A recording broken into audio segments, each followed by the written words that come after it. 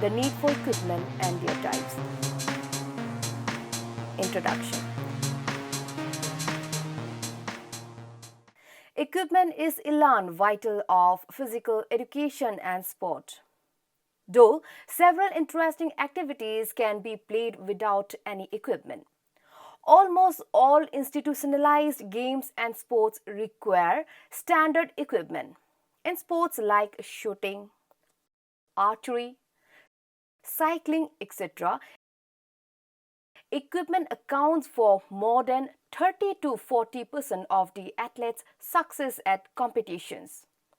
Equipments and materials, that is supplies, are the terms which carry varied meaning in physical education and sport.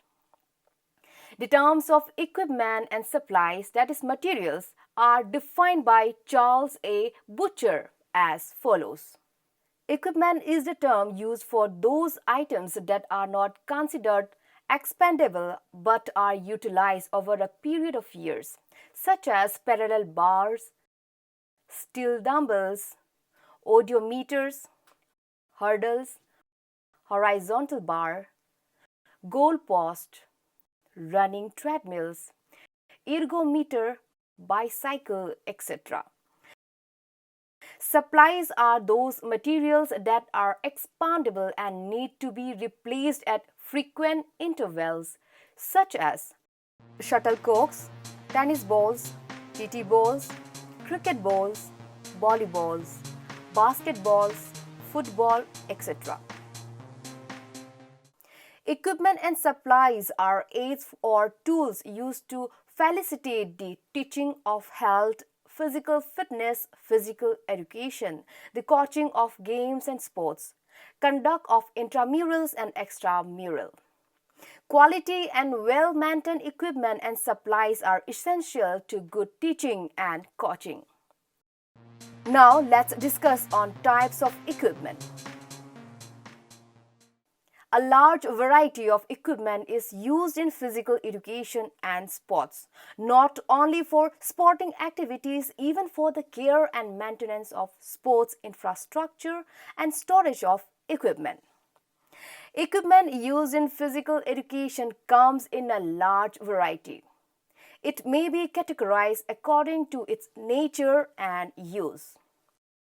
Number 1. Consumable equipment. The consumable items are supplies that are subject to quick wear and tear through use and are replaced instantly or at frequent intervals. This includes shuttlecock, TT balls, nets, bats, lawn tennis balls, sticks, football, hockey balls, volleyballs, cricket balls, aquatics equipment, etc. The lifespan of consumable equipments largely depend upon the following factors. Number 1. Their own quality. Number 2. The manner in which they are handled. Number 3. The weather and atmospheric condition under which they are used. Number 4. The level of training auditor competition at which they are tested for durability and strength. Number 5. Compatibility of a storing condition. Now, number 2. Non-consumable, semi-consumable or permanent equipment.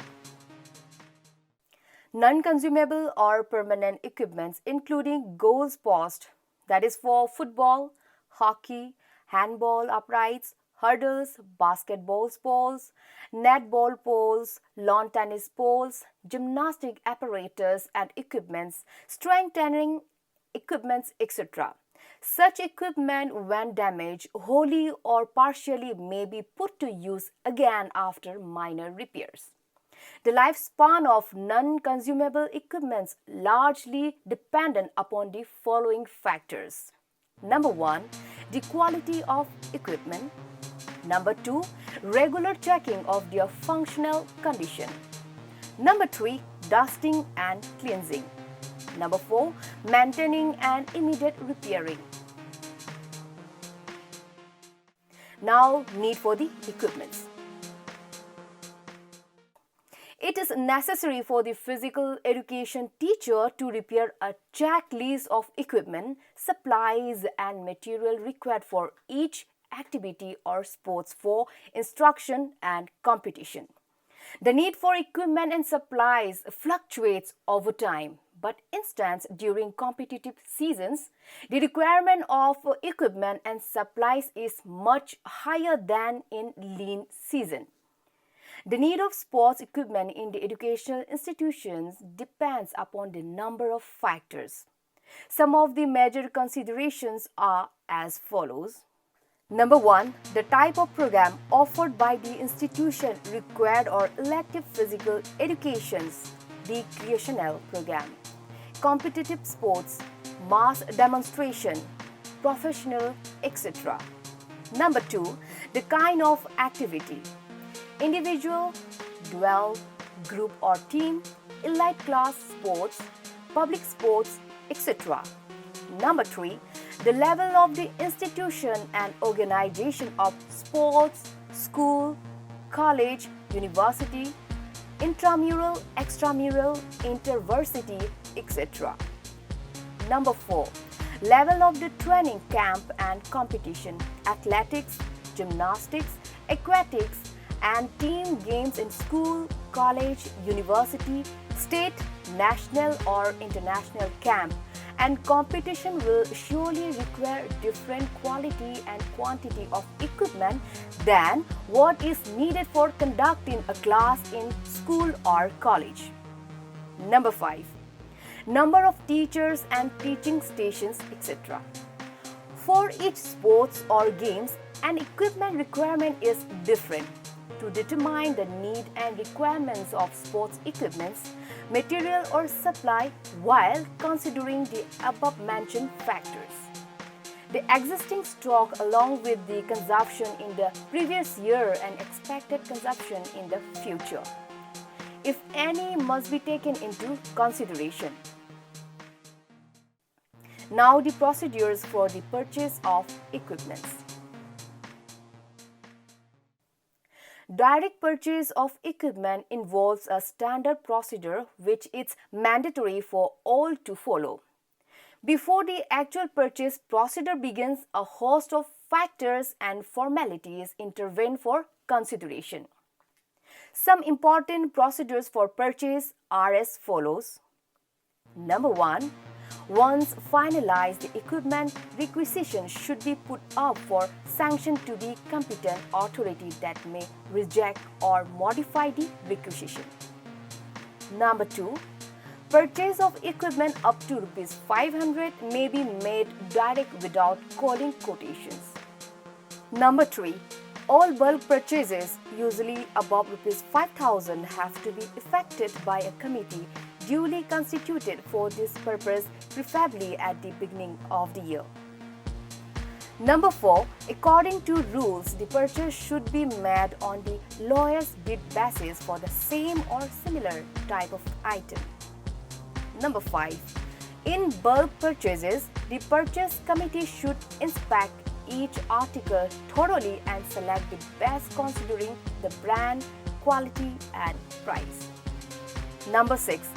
After the selection process is over, the physical education teacher shall prepare the supply order, get it approved by the head and dispatch to concerned firm for execution of the supply within the given period. Number 7. When the equipment is received, it should be thoroughly checked for quality, quantity and condition and must be compared with the sample retained, then entered in the stock register at respective place. While making entry in the entry register, the name of the fund or grant out of which payment will be made must be mentioned, maybe in the remarks column or otherwise as a reference for future. Number 8. Purchase of goods by purchase committee. Purchase of equipment costing about 15,000 to 1 lakhs only may be made on the recommendation of a duly constituted local purchase committee consisting of 3 members of an appropriate level as decided by the head of the department. Number 9. In case there is a delay in supply of the material on the part of the firm, it must be reminded again regarding the consequences for incoordinate delay mentioned in the terms and conditions of the bid as well as supply order. Number 10. Quotations or tenders. Limited and open tenders. Depends on the bulk of purchase and total amount involved. It is a quite elaborated as well as exhaustive procedure of purchase. Now here comes the principles to be followed for the purchase. The following are some of the important guidelines to decide the quality and quantity of equipment to be purchased. Number 1. The objective of the institution in general and the Department of Physical Education in particular, and the number of students actually participating, budget allocations, economy measures, etc. should be taken into account. Number 2.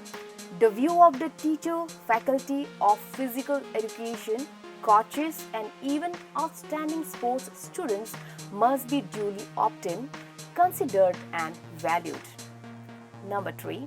The teachers of physical education and coaches should prepare an inventory of sports equipment to be procured based on their past experience and keeping in view the future needs.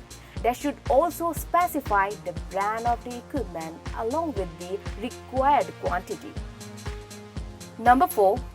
Once the list of equipment and supplies has been prepared, it should be scrutinized thoroughly by the head of the department and institution for quality, quantity and budgetary allocations needed for the program. It will be appreciated if a committee of expert teachers, coaches, brochure, store officer, etc. is constituted to handle the job with utmost care and transparency. Number 5. The Physical Education Department must prepare a list of reputed dealers, manufacturers located locally and outstation. Only competent and dependable firms should be considered. Exercises should be done to procure their categories of sports equipments of different games and sports. Number 6. Except for emergency casual purchase, the bulk of equipment, material and supplies should be procured once in a year, preferably during the summer vacation or at the beginning of the session. Number 7. Initial imbalances in demand and supply of consumable equipment should gradually be leveled. Number 8. Procure 10 to 15% more than the actual requirements so that the next academic session begins without hassles. Number 9. The sports store officer or in charge sports stores should give the account of the items mentioned in the inventory prepared by the concerned teacher and coaches. Further, the equipment available in the stores may be subtracted, and if any other kind of equipment is needed to be procured as per the information of the store officer, may be added in the inventory. Number 10. For new physical education and sport plan, procurement of major and permanent in nature equipment should be spread over 3 to 5 years to meet the budgetary constraints.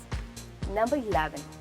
Financial resources must be checked beforehand to meet the estimated expenditure of sports equipment with a vision to have sufficient financial reserves to meet the exigencies and casual purchase, entry fees, refreshments, daily allowances and traveling allowance experience, medical aid expenses, sports kit, officiating charges, etc. Number 12. Head of the Department of Physical Education must be consulted on account of the new program activities to be introduced or to be discontinued, if any, in the next academic session. Accordingly, inventory of equipment may be changed. Now here comes the conclusion of today's topic. From the concluding point of view, equipments and materials, that is supply, are the terms which carry varied meaning in physical education and sport. Equipment and supplies are aids or tools used to facilitate the teaching of health, physical fitness, physical education, the coaching of games and sports, conduct of intramurals and extramural. Quality and well-maintained equipment and supplies are essential to good teaching and coaching. The need of sport equipment in the educational institution depends upon the number of factors.